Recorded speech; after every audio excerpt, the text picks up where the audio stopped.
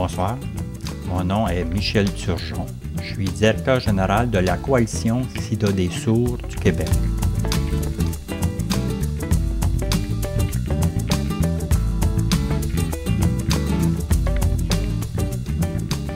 J'oublierai jamais, effectivement, dans les premières années, je dirais vers les années 1983, j'étais à New York. J'avais plusieurs de mes amis sourds qui y demeuraient.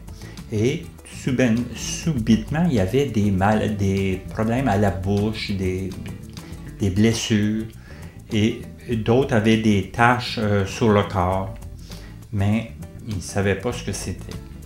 Donc, lorsque je suis revenu à Montréal, j'ai été intrigué par cette situation-là. Donc, quelques mois après, on a appris effectivement qu'il y avait un virus qui s'appelait le VIH, le SIDA.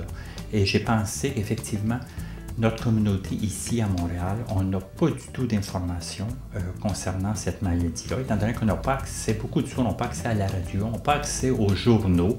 Souvent, les sourds reçoivent l'information en retard, donc il était important pour moi de créer un partenariat avec SIDA Aide Montréal et d'organiser une activité d'information.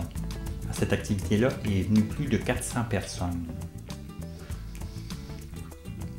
Et suite à cette rencontre-là, on a vu effectivement que les sourds avaient besoin d'informations en lien avec le VIH, de la prévention, et c'est pour ça que j'ai mis cet organisme-là en activité.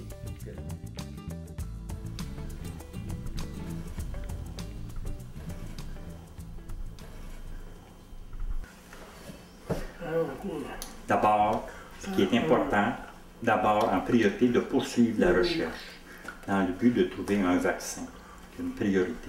Aussi, que les organismes de lutte contre le sida travaillent ensemble, en équipe, pour trouver de nouveaux moyens de prévention, de sensibilisation de la population.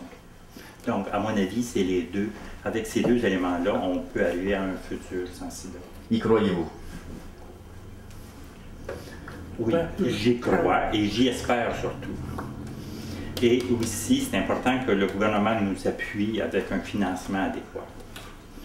Donc, pour effectivement, parce qu'on parle de maladies, de personnes, là.